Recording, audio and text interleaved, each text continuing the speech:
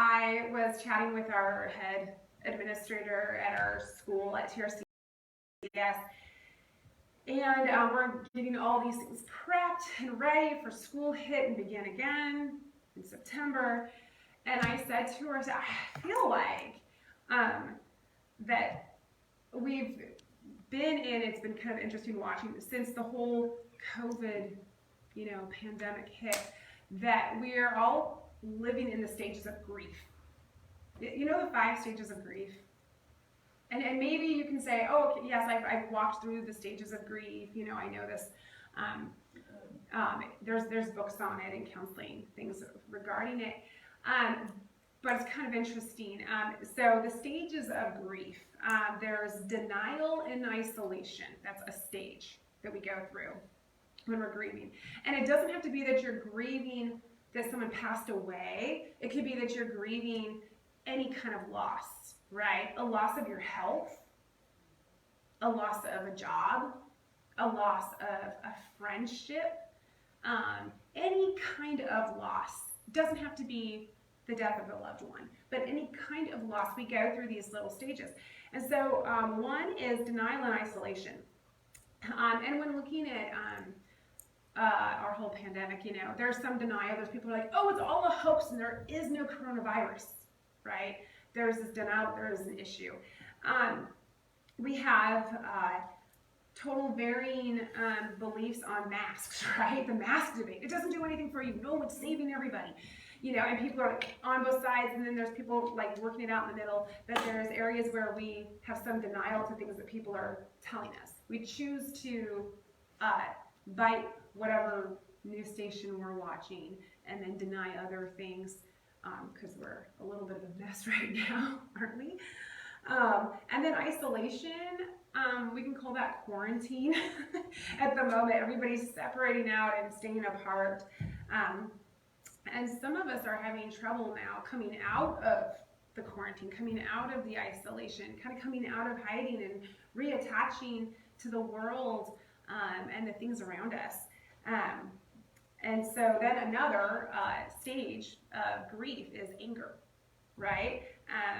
And we see anger a lot, in our nation right now. It's like our nation's very divided and angry. Like, we see families divided and angry over issues. Towns can be divided and angry over issues. We have a lot of different opinions out there. And when somebody doesn't think like us, we get mad.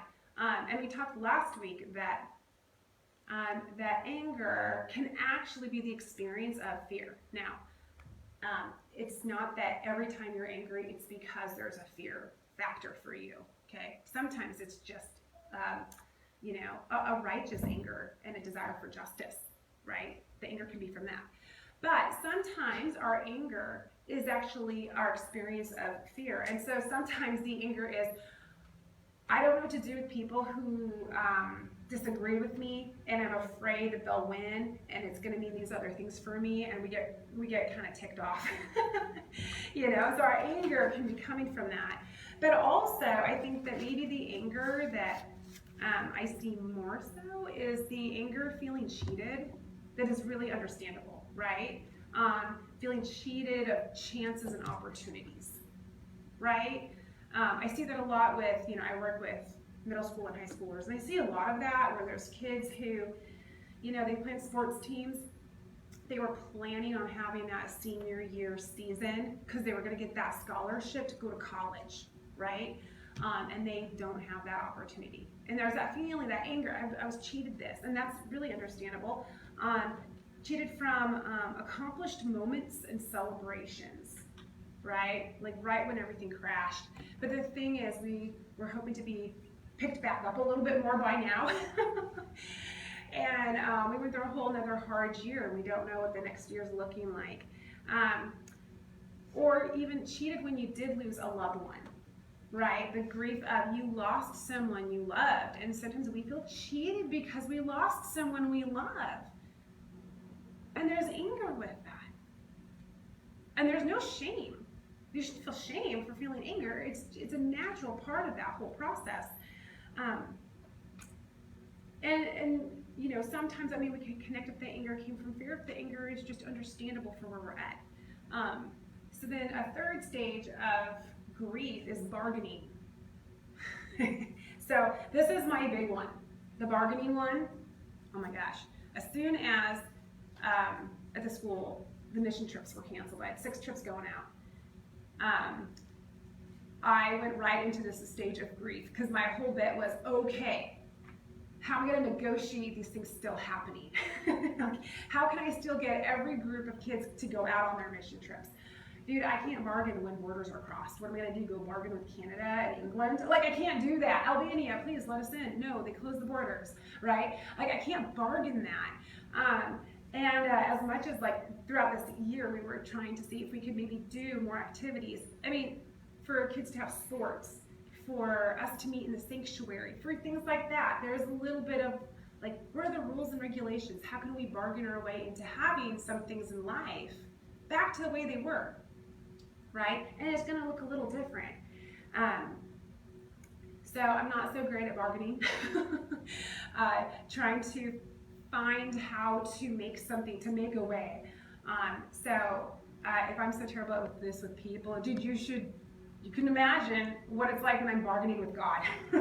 It's pretty hilarious when you bargain with the Almighty God. You don't get too far, right? Like, Lord, I'll be so good if only, you know. He's like, that's not how I work. That's not how I work. Not necessarily the next stage. People go through, they say, like, you generally step through these stages in this order, but you can experience them in different orders. But one is then depression, right? This paralyzing sadness that seems to find its way into our lives. Now, you can have depression without experiencing loss, right?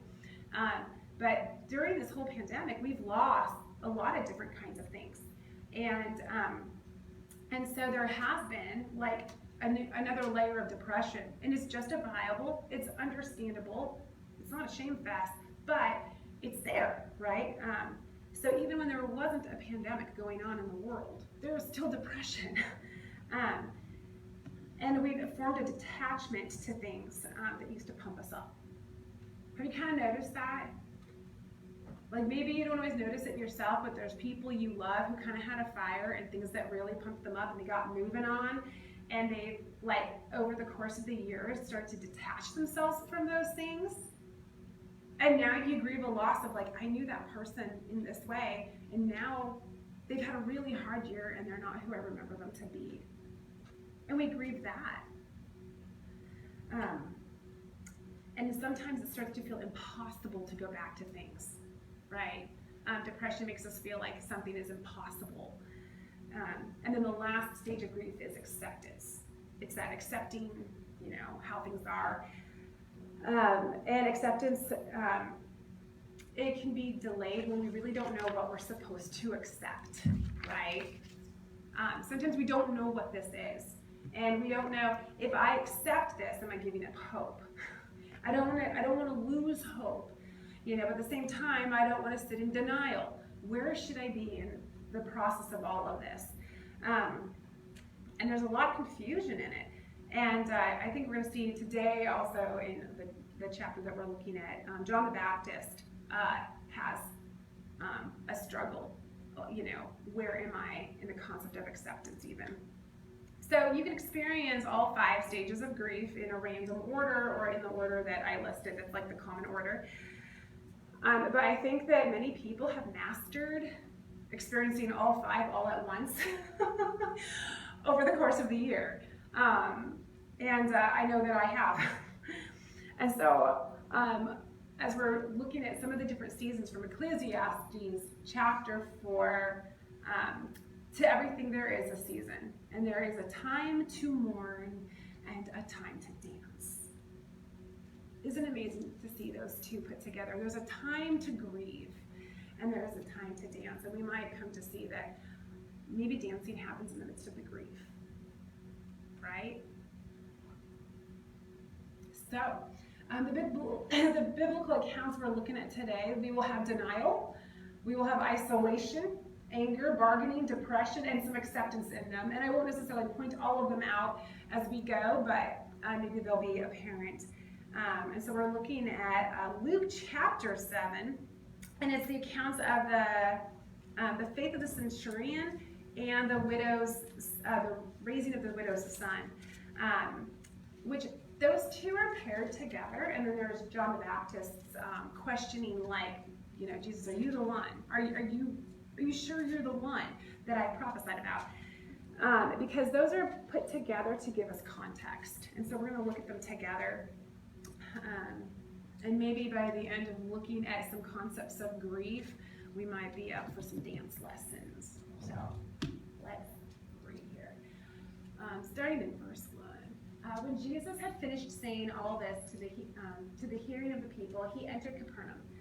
There, a centurion's servant, whom his master valued highly, was sick and about to die. The centurion heard of Jesus and sent some elders of the Jews to him, asking him to come and heal his servant. When they came to Jesus, they pleaded earnestly with him. This man deserves to have you do this, because he loves our nation and has built our synagogue. So Jesus went with them. He was not far from the house when the centurion sent friends to say to him, Lord, don't trouble yourself, for I do not deserve to have you come under my roof. That is why I do not even consider myself worthy to come to you, but say the word, and my servant will be healed. For I myself am a man under authority, with soldiers under me. I tell this one, go, and he goes. And that one, come, and he comes. I say to my servant, do this, and he does it. When Jesus heard this, he was amazed at him and turned to the crowd following him. He said, I tell you, I have not found such great faith in all of Israel. Then the men who had sent him returned to the house and found the servant well. Soon afterward, Jesus went to a town called Nain, and his disciples and a large crowd went along with him. As he approached the town gate, a dead person was being carried out, the only son of his mother, and she was a widow. And a large crowd from the town was with her. When the Lord saw her, his heart went out to her, and he said, don't cry. Then he went up and touched the coffin, and those carrying it stood still. He said, young man, I say to you, get up. The dead man sat up and began to talk, and Jesus gave him back to his mother. They were all filled with awe and praised God. A great prophet has appeared among us, they said. God has come to help his people. This news about Jesus spread throughout Judea and the surrounding country. Let's pray. Father, we just thank you that you are a God who just shows up in unexpected moments. And Lord, there's these moments that we may or may not be able to claim that we know you made yourself extremely present. But Lord, according to your word, you're always present. You're always a constant presence in our lives. And so, Father, may we be aware of that, and aware of that right now, that you were here just as you were when we woke up this morning greeting us. And so, Father, may we carry your presence not just into this place, but Lord, even out of it with this message. And so, Father, we just lay down our hearts and open them to you. May your words speak to us. We love you and thank you in your name. Amen. So the centurion's faith. Okay, what do we know about him? What do we know about the centurion? So I would say that we can say about the centurion, and maybe we can connect with him on this, is that he's worried about society's concept of being worthy, right? He's aware of this concept of worthiness, that worthiness is an earned thing. What is society's concept of being worthy? As we think about, it's about striving, right? Our lives are organized around it, and sometimes we're in total denial of what real worthiness looks like, right? The people that he sent to, like, he didn't go to Jesus, he sent Jewish elders to Jesus, and they created an argument that this man is worthy of you healing. Please heal him, he is worthy. He loves our nation, and he helped build the synagogue. Like, here's his badges of honor, please help him. And the centurion, he's operating within that concept of society and culture. the bargaining has begun, right? There's some bargaining, there's the fear of losing someone, feeling like you already have lost. The grief is already starting to creep in, and we're already trying to bargain, the result of our hope, the result we're hoping for. And then the next, the centurion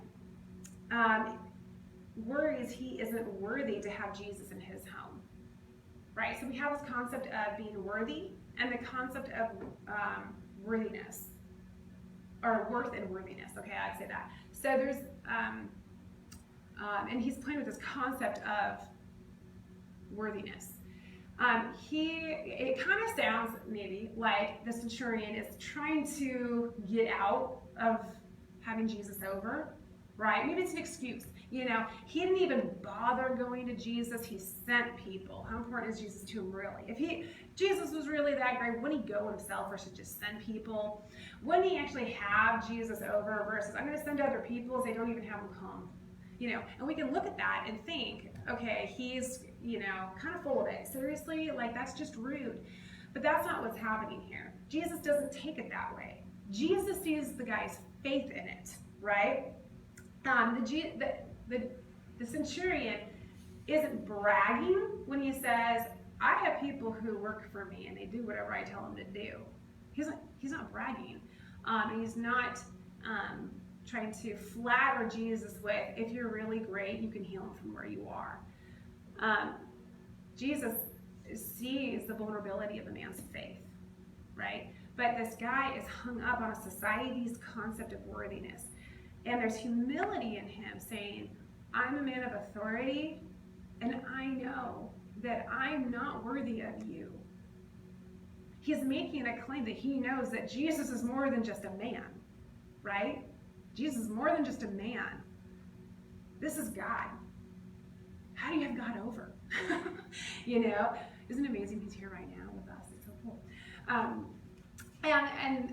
That God can heal from wherever he's at. And so Jesus is like, yes, this guy gets it, right? He's like, I haven't seen this faith in all of Israel.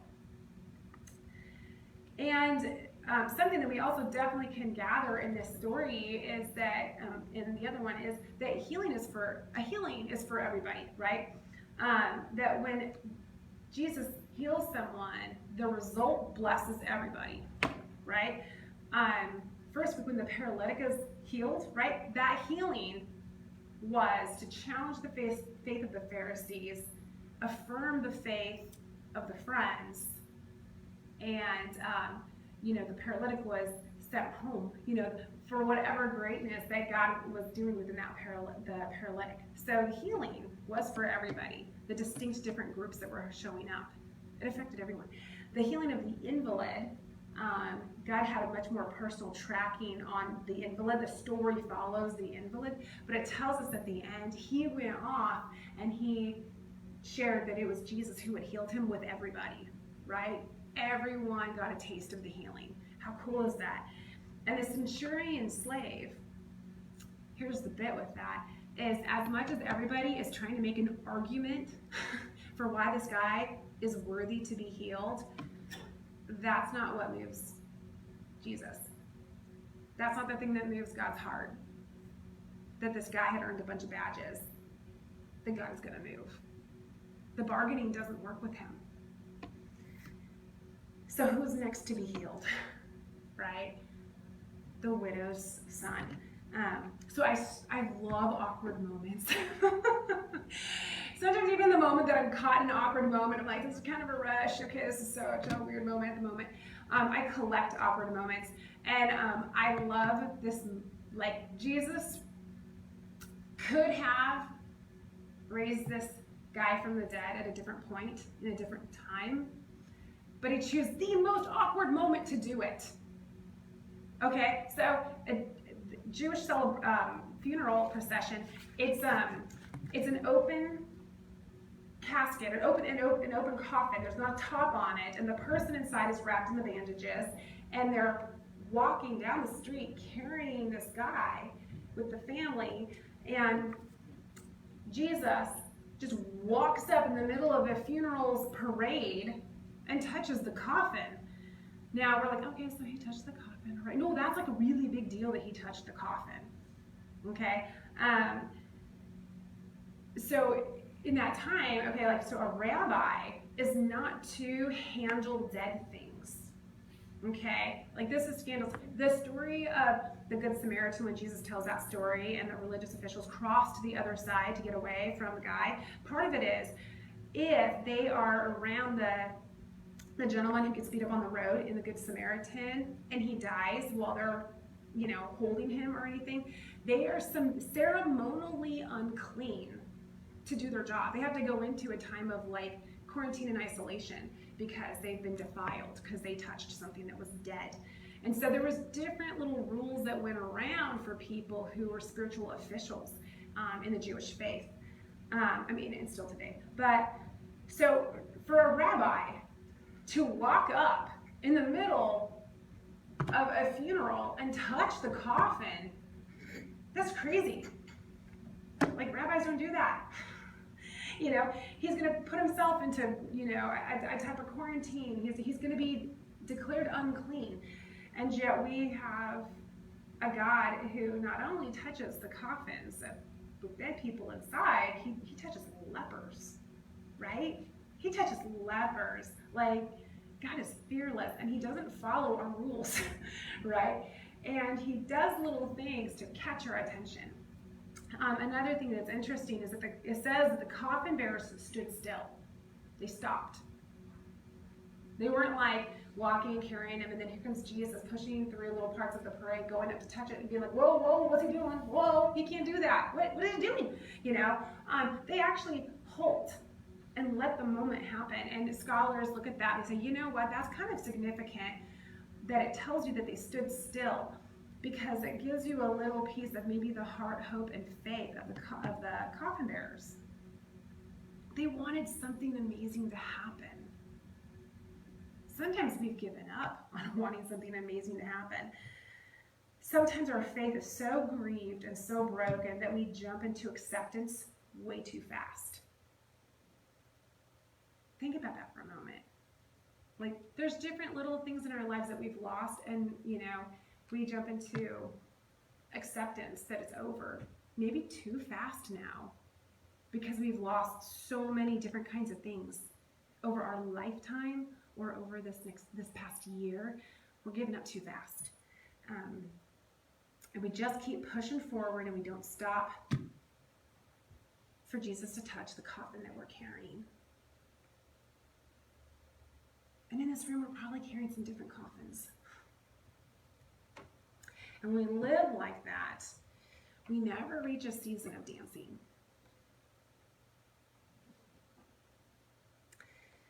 So Jesus stepped in to raise the widow's son after he saw the widow, and it says that his compassion is that he saw her grieving, and it said that his heart went out to her.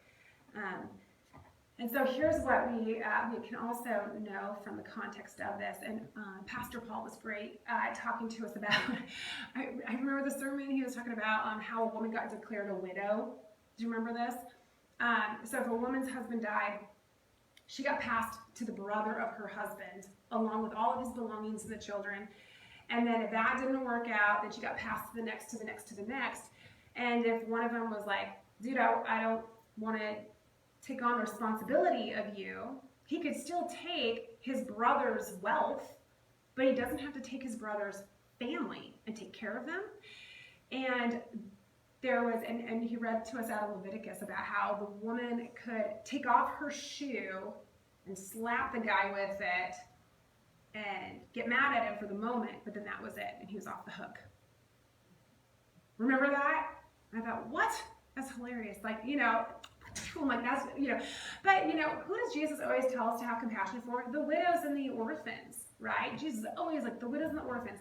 And the widows and the orphans are like the people who get rejected due to the system, right? The system that's in place, and they get lost in the midst of it. And so, if it says that this is the woman's only son who died, and she's being declared a widow, then it would mean in their structure that her husband would have died, She was probably passed between the brothers, and none of them would take her and her family, but her son would have been old enough to gain the inheritance. So when a father died, if the son is old enough to actually get his father's inheritance, then he is in charge to take care of his mom. Okay? So we remember that Jesus is the oldest son, so he's actually in charge of taking care of Mary, his mother. When Jesus died on the cross, remember, he appoints John to take care of his mom for him. Remember that, right? He's following that kind of custom. So what we have here is if the woman's declared a widow, then she was living under the provision and protection of her son. And now her only son is gone. So now what is to become of her? And there's perhaps daughters also involved, right? Like people had large families. And so the belongings would now go to her, not her, but they would go to her dead husband's family. She's left with nothing. So she's not just grieving like, dude, she lost her child. Like that's the worst thing that she lost. But not only that, she lost her protection and her provision within society and her daughters, if there's daughters, because there's probably a pretty good chance that there's other children.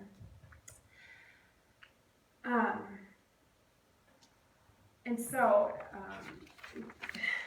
Jesus is not just, oh, that's so cute. He raises, the son and gives the son back to the mom. No, Jesus is saving an entire household from a broken society system, right?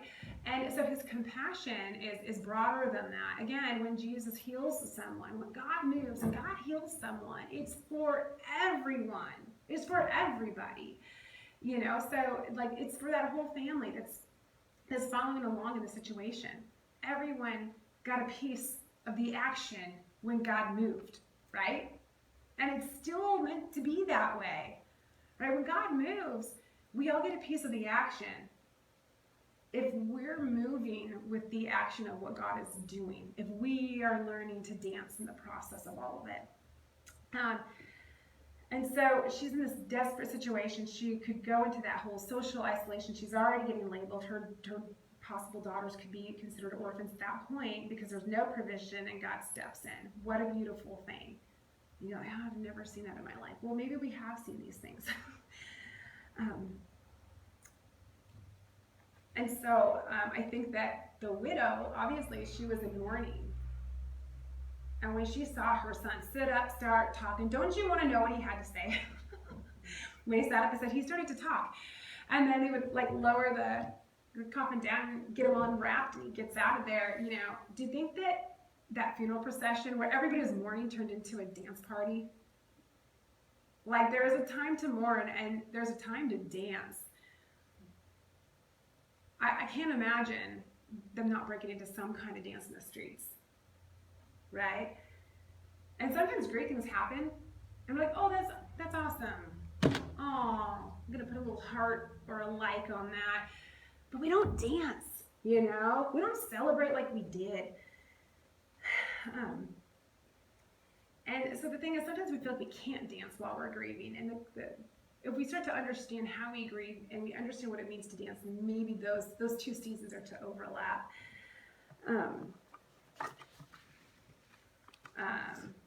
And so the little piece to, where it says that Jesus' heart went out for her is that, okay, so we see where her brokenness is, we see what her situation is, and Jesus had compassion for her situation. Her cause is worthy of God's compassion. And I think that this is kind of like the hard question that I want to wrestle with today, and that is, am I a cause worthy of God's compassion? Do you kind of wonder that in your heart? Am I a cause worthy of God's compassion? And if I'm not, what might I do to become worthy? Because we live in a worth-based society, right? And the pandemic, yes, it's brought out kind of a faith crisis for people as individuals or even as a community of faith. And throughout it, we wonder what it takes to become worthy for God to move in a miraculous way. And what's funny to me is sometimes we want God to move in a miraculous way, but he doesn't want us to move us miraculously. We want him to do something while we're still chilling over on the side, right? Come on, God, why don't you move? He's like, well, I'm trying, but you don't get up, you know? He wants to use us in it. But we're not always so willing, and so sometimes we start to wonder, you know, whatever our struggle, whatever we're grieving, whatever we've lost, you know, we wonder, Jesus, what did I do to deserve this? Has my faith failed? Like, maybe, Lord, I fell away from you, and I'm being punished for it. You know, what did I do to deserve the loss of things, or the brokenness I'm feeling, or the heaviness of this? Has he left me because I'm not worthy to have him move in my life? Here's the thing. Right after all of this, it goes into John the Baptist. And John the Baptist having this little crisis of faith. So he sends friends to Jesus and are like, okay, tell me truly, are you the one, like, I have prophesied about you? You know, I saw God move, but things aren't moving at the rate in which I, you know, would have expected. Are you the one that I have prophesied and waited for? And Jesus is like, dude, you go back and you tell them that I am fulfilling all of these things. These good things are happening. And would we say that John is no longer worthy to be a prophet after he's had a struggle in this way? Are prophets allowed to have a crisis of faith? It's right there. He has a struggle. We know Peter has a struggle and denies Jesus. You know, there's struggles that people have in their faith. God doesn't disown them because they struggled. God didn't disown them because they had a place of grief. And God's not disowning you. It's okay to be in the midst of the struggle. So Jesus does not, he doesn't act, just as he's not offended by the centurion, he's not offended by John's question, right? And in fact, he gives major affirmation and respect to John from it. And if he's that way with John, and he's a consistent God, he's a God that's that way with you too. In the end, Jesus doesn't create an argument that John has lived in such a way that he's now affirmed. It has nothing to do with who John is, right? John was born with worth. And so are you. And I think this is the little thing that we need to really realize is that Jesus, when he speaks about people, he always speaks of people as if there's a declared worth over them, not that they earned worthiness. And so that's what I want to look at here is what's the difference between being worthy or having worth? Because they're actually different, being worthy and having worth. And when you look at societies and you look at world religions, they're on a worthiness scale, aren't they? You have to earn your salvation. You have to earn your favor. You have to earn your place. It's about becoming worthy. And you know why that's so attractive? Because it puts you in control. You know what I'm saying? Like, I will admit that's kind of an attractive system, you know? Christianity, here's where Christianity stands really far from the others, is that Christianity is not based on you earning your worth. You can't earn it in Christianity. It takes the control away from you. There's no room for your pride. You did not earn any of it. Your worth has been declared by the one who made you. It's kind of humbling, isn't it? We don't like to be humbled. But if you realize, if you're willing to be humbled, realize, I don't earn my worth. It was declared and sung over me from the beginning. What a beautiful comfort. And what's crazy is there is nothing that you can do to change that. You can't sin 10 billion times and drop your worth. Your worth has been declared. You can't make yourself cheap. You also can't make yourself worth more than someone else. And that's when we start to launch into some of the comparison game. But before we do that, and we look at what it means to work towards being worthy. So throughout Scripture, people are always with declared value. You know, the Creator made you, declared your value. It is there. You can't make it greater, can't make it lower. And you know how great your value is? That the God of the universe died for you. You're not cheap, right? You are the most valuable thing in all that God created. He laid his life down for you. And there was no way we earned the cross.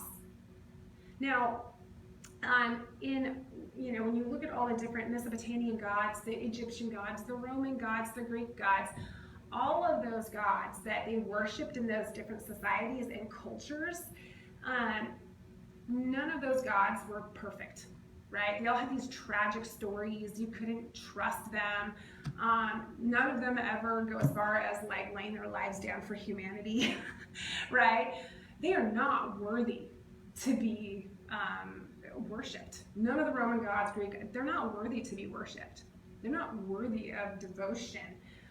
But they worshiped them anyways, just for the sake that they were gods. So what we see here, as Jesus teaches and he tells us about God, he's like, okay, well, one, God just declared your worth. Your value is there. Also, God, he has the greatest of value. But if you want to play with your whole, like, everybody has to earn their worthiness scale, because he knows culture, he knows society, he knows we're functioning on that because we, stumble with pride and, all of those things. We like the comparison game. He's like, okay, so if that's how you're going to play, let me just say right now, on the comparison game, God is definitely worthy. Because in great care, he's never left you. In great care, he has a heart for you. In great care, he has died for you. He has come for you. He will heal you. He has never left you nor forsaken you. Like, if it was about earning your worthiness, he's earned it. If you're going to put it that way, he's earned it. God is of great worth, but God is also worthy. You and I, we're not so worthy. Like the centurion hit it. He's not worthy to have Jesus in his home. He is not. And Jesus is like, wow, like this guy gets that, I don't need a bargaining situation about whether or not I should heal this guy. Like, oh, this guy is like, loves Israel and he, built the synagogue. God can heal. He doesn't need a bargaining scenario. But what he heals the guy over is not like, oh, this guy is of great value to everybody else. He's earned that. He's got a lot of likes on Facebook. I think I should heal this guy. No, Jesus stops and heals the guy because the centurion's faith of understanding in humility that he's not worthy. And he knows that God is. That's so cool to see that, right? The widow, she hadn't earned having her son back. She was just of great worth and value with or without her son. And God saw that and knows that, and he moved. We kind of forget that that's the God we're talking to sometimes. Because it doesn't feel real, right? There's that little problem. How we feel and what is true are sometimes contrary. And you know that. You've gone into like some, situation with a friend and you walk out and your friend totally came out on a different page than you did. Their interpretations, their feelings of how everything went down is drastically different than the way you did. And then you wonder, well, what's the truth? We both walked away feeling different about this because our feelings, though they are valid, are not always the truth, right? They're valid, but they're not always the truth. That's what's so hard. You may feel forgotten, but you're not. You people you desperately love, they don't feel loved. it's not true that they're not loved. You know it's not true that they're not loved because you love them. You know how they feel is contrary to what is true. You can see that in other people, and yet we have a hard time realizing that with ourselves. What if we became a little bit more students of ourselves to start to call ourselves out on that? I'm not saying that's easy. I try and call myself out on that all the time. It is not an easy deal to take. And this whole scale of trying to understand, okay, Lord, like, I get you declared my worth. I get that I'm the apple of your eye. Thank you, Lord, for that. But I still want to be worthy. What is that? Like, why am I like that? You know, this isn't a shame fest where you should feel bad about that. The reality is you're made in the image of God to have this struggle, this beautiful struggle pop up in who you are. You know, in Ecclesiastes, you know, I love the book of Ecclesiastes. Solomon is living like two separate lives. It's like he lives a life in a time period of his life devoted to God, and then he lives a life where he's just out doing his thing. And then he writes Ecclesiastes saying, you know, is everything meaningless in the end? Like, we all die. Like, what's the point? You know? And in the end, I love the ending of Ecclesiastes. He writes, now all has been heard. Here is the conclusion of the matter. He goes back and forth and back and forth. And he says, fear God and keep his commandments, for this is the whole duty of man. What he ends with saying, you know what? In the end, God is worthy of our love and our devotion. He is worthy of it. And we're not even in the equation. He is worthy, not me. Centurion got that. But that doesn't mean you're not worth something to God. That doesn't mean you're not worth something to him. So in the end, rest in that. In the end, rest in that reality. If you're going to accept something, accept that. That you're of great value, and you can rest in that. And that's where I think where we struggle a lot is the comparison game. Are you ready for the comparison game? Oh my goodness.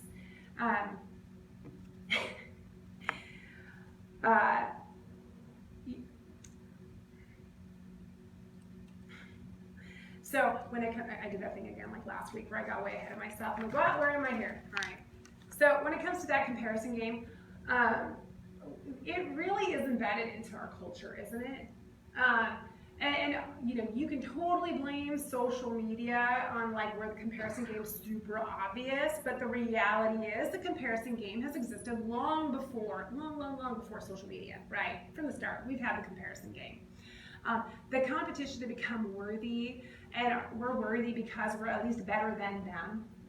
That little piece that happens, you know, we're always trying to compare ourselves because our gauge of our value, our gauge of our worth is all based on this. Not resting in the fact that it was declared and you can't, you know, destroy it. We're not resting in that. We're not dancing in that. But I'm gonna pick on social media for a minute, okay? Just because I'm surrounded by teenagers all day, right? Who like to tell me how many followers they have on Instagram. You know, like, oh, that's so great. You know, that's so awesome. But it really is about like how many likes you get or how many followers. I mean, people are on social media for totally different reasons. And there was this documentary that I was watching, and they had the dude on who invented the like button. And he was saying how when he invented the like button, he thought this is going to be a really cool positive affirmation for people. That's great. It's going to bring joy to people. And he's like, I regret that I invented the like button because I didn't realize how much power people would assign to it. See, it's not the like button's fault, right? It's not. It is not social media's fault that we've assigned it power. It's not worthy of. Talk about what's earned worth. Like, it's not worthy to have so much power that our self-esteem, our understanding of our value is based on those very things. and I'm picking on social media, but this is reality, is that is in everything, because this comparison game has been around from the beginning of time, right? We have assigned value to certain systems. We've picked out who we're comparing ourselves against, and then we decide to earn our worthiness and earn our likes and earn our followers and earn our friends and all of the stuff. So then by the time somebody says like, hey, Jesus loves you, it doesn't quite compute anymore. We've kind of lost something in that. And I'll say, here's one of my pet peeves. Ready? When you're with someone and you're out doing stuff and they snap a bunch of pictures, and what they're actually doing is they are prepping what their post is going to be later that day. That makes me so irritated, because I'm like, are you serious? I am out with you right now, and all you're wrapped up in is who you're not out with. They didn't show up. They're not here. I'm with you right now. Get off your phone. You know what I mean? Like, they're literally like, I have to take a couple pictures, because as soon as I'm in this one place, I can make some kind of funny, cool post and post my picture, and everybody can, in the comparison game, feel jealous of me in some way. And then I need to get on, like, repeatedly to see what kind of likes I get off of this. I need the affirmation. It's like, dude, no, the affirmation is happening right now, because I'm physically standing here with you saying you have value and I am with you right now. And oh my gosh, isn't that God every moment of the day? I'm convicted by that, right? God is with you every minute of the day saying, dude, no, you're worth it. You're worth my time. I'm not even on my phone and I forget he's with me. Oh my goodness. And that's the reality of it. He's constantly declaring his value, or your value, when Jesus says, I will never leave you and I will never forsake you, dear. Do we really realize that? And yet, we're kind of built into ignoring that and missing that. And feeling lost in the midst of trying to find our value and gain our worthiness. Whether it's with titles, accomplishments, jobs, where we sit on a team, whatever it is that we're trying to gain somewhere. What we want is we want people to need us. That if we weren't there, it would matter in some kind of way, And the whole time we're missing that we fully matter to God as president. And if we reflected that in people's lives, if we went out and were a part of his presence affirming people, if we were Jesus who fully saw the brokenness of the widow, to go and live that out, you might feel like, I don't know, people will be receptive. They may not. Not fully, but eventually you might get them, where they start to realize that your presence and undivided attention ministers to them in some way. We need to practice the ministry of presence. Amen. It's really hard to do when we're wrapped up in the comparison game, right? But a way to break the comparison game with other people is to start to be present, which is kind of sort of the opposite of quarantine.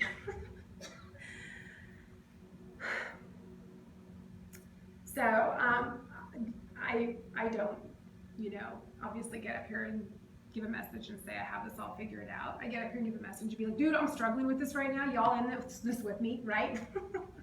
That struggle for worth, that struggle for value, and realizing that it was there all along. Ecclesiastes is trying to explain that. Jesus is constantly affirming that.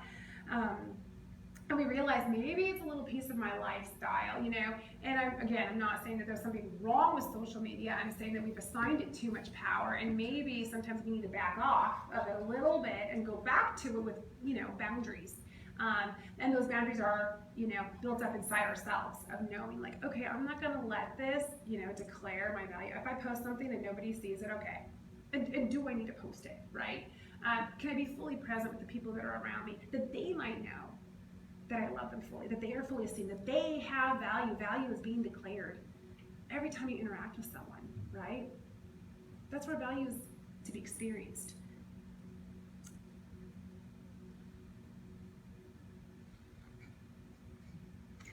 So, and I'm wrapping this up here for you guys. So I think that one of the responses that I get sometimes that makes me a little crazy when, being part of a community of faith, and I haven't had anyone at this church say this to me, but I've had this said to me like a lot, and that is when we're looking for people to serve in different capacities, okay? And I'll, they'll be like, oh, Carrie, go ask this person to serve, here or there or whatnot. And I'll go ask them to serve. And then I get this response, right? And the response is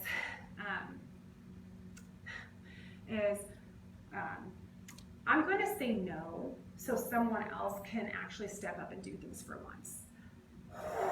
Whew, that makes me so mad. I'm like, what? You're going to say no so that someone else actually steps up and does things for once?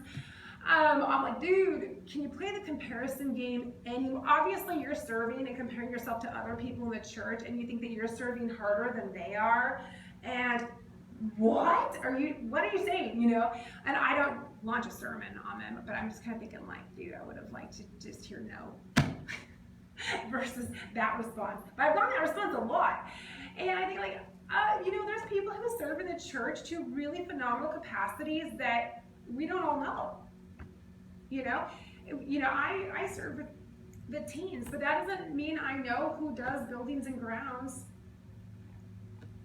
You know what I'm saying? Like, you serve in one area of the church doesn't mean you know who serves in the other areas of the church, and we probably should know, as a community. But the problem is when we've decided that our serving, we've now earned our worthiness to sit back and do nothing, and we're waiting for everybody else to show up and pull their weight.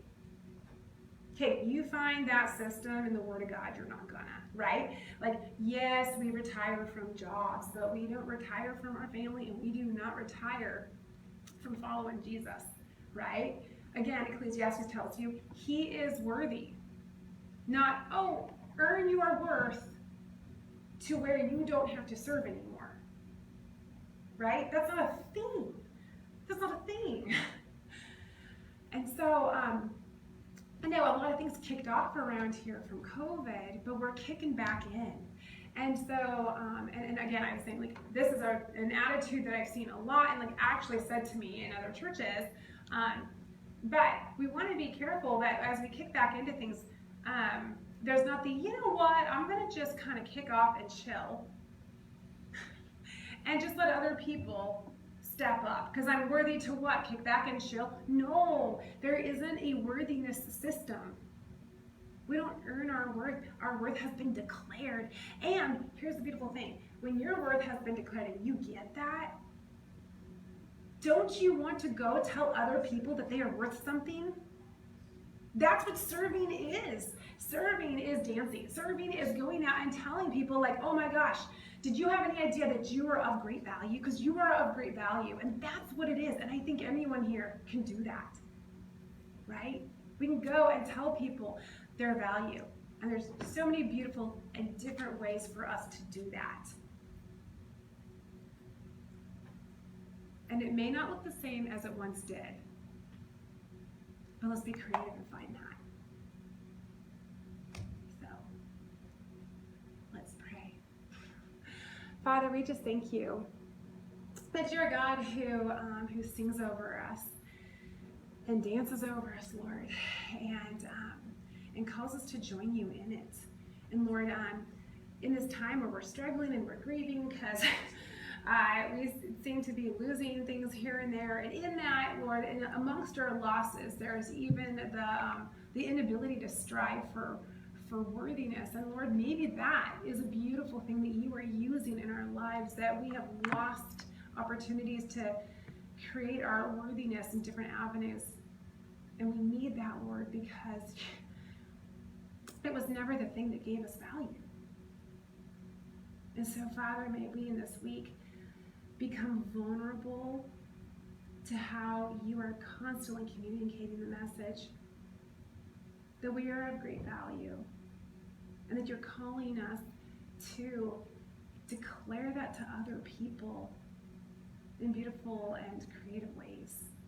And so, Father, lead us in that, because we live in a broken world that needs to hear it. With all the opportunities that we've lost, Lord, thank you for the ones that you are continually providing. And may we step into them. In your name, amen. Let's have one last song of worship.